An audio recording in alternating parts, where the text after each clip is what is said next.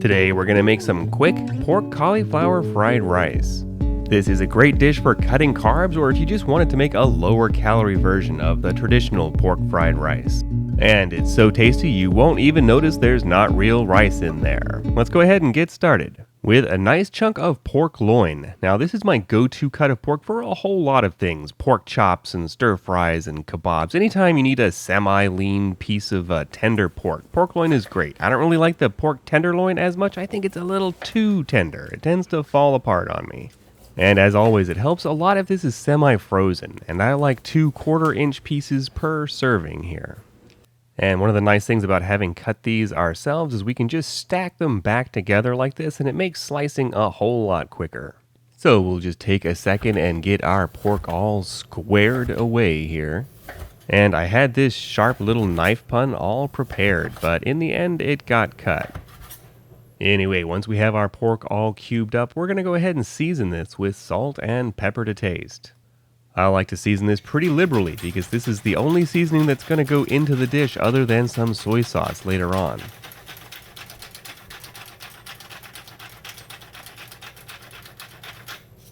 Okay, once we're satisfied with that, we just want to mix it up a little to get that seasoning distributed. And for now, we're just going to go ahead and stick this in a bowl. You know, one thing I like about this version of the recipe is unlike a lot of other versions I saw that had you pre-cooking the cauliflower and crazy stuff like that, we're just going to be dumping everything wholesale straight into the wok with this version. And next up here, the low-key hero of this adventure, our cauliflower. Now this is an absolutely giant head of cauliflower, so I'm just going to cut this in half. And that should be plenty for 2 to 4 servings, depending on how big we make our servings.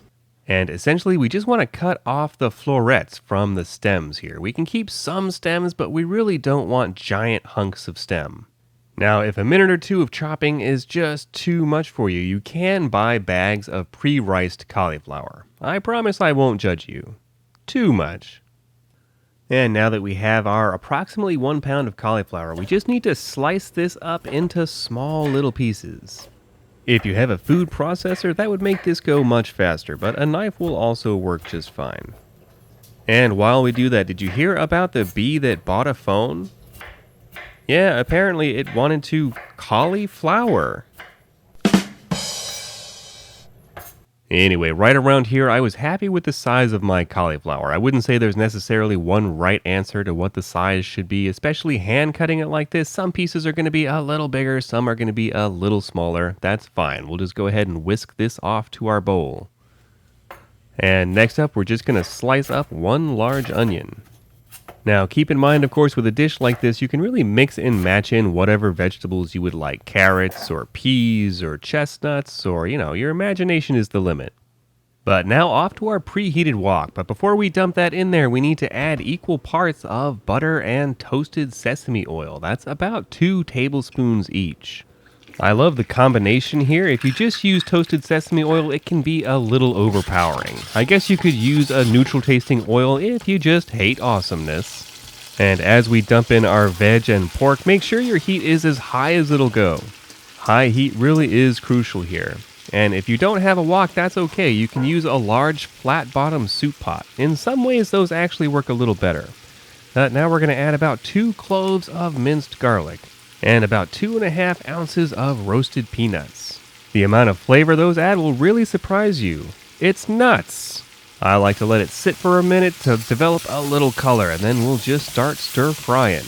And here's one of the best stir fry tips I ever got. Pay attention to the sound. You want this high-pitched sizzling sound.